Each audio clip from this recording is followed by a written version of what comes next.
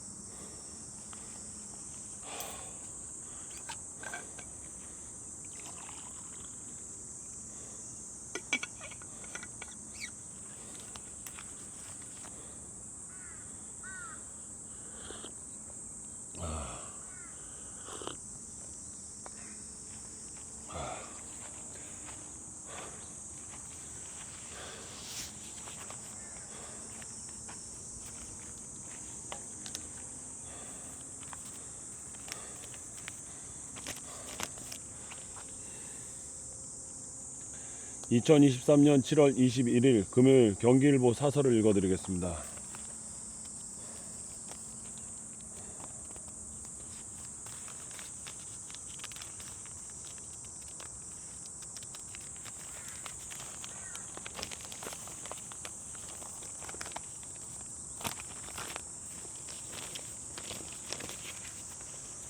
생명 존중, 자살 예방 교육, 직장 의무화도 필요하다.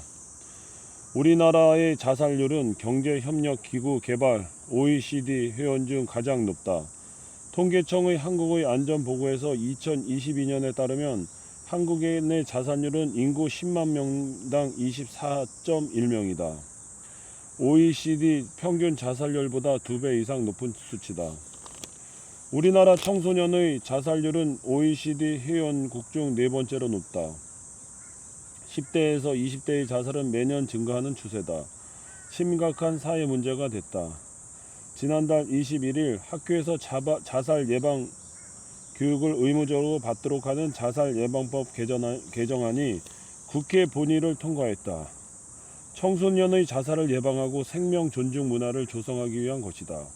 자살 예방 교육 의무화는 학교와 함께 국가기관, 공공기관에서도 실시된다. 기업은 의무 교육 대상에서 빠졌다. 우리나라 직장인의 자살 문제도 심각하다. 한국산업안전공단에서의 2021년 우리나라 근로자 자살 위험도 평가를 보면 근로자의 사망 외부 원인 중 자살이 55.1%도 가장 높은 비율을 차지했다. 직장인들은 하루의 대부분을 일터인 직장에서 보낸다. 직장에서 더 많은 시간을 보내는 것이다. 근로자들은 직장에서의 겪는 어려움을 가족에게 털어놓지 못하는 경우가 많다. 주변 직장 동료에게도 말 못하는 경우가 많다. 심한 경우 극단적인 선택인 자살로 이어진다. 주요 원인은 직장 내 폭력, 괴롭힘, 감정 노동이다. 때문에 직장에서 자살 예방 교육을 의무화해야 한다는 목소리도 높다. 폭언, 폭력, 괴롭힘 등으로 자살을 생각할 수 있는 사실을 인지하는 생명 존중 교육이 실행되면 직장 갑질을 예방하는 효과에도 있을 것이다. 한국형 표준 자살 예방 교육 프로그램인 보고 듣고 말하기를 보면 듣기 부분에서 강조되는 것 중 하나가 듣는 사람의 역지사지 태도다. 주의 깊게 경청하고 입장을 바꿔 생각해 보는 것이 상대방과 자신 모두에게 도움이 되는 듣기로 이 과정에서 생명 존중을 다시 한번 인식할 수 있게 된다. 내 생명 존중의 의무화가 되면 게이트키퍼 생명 지킴이를 양성해야 한다.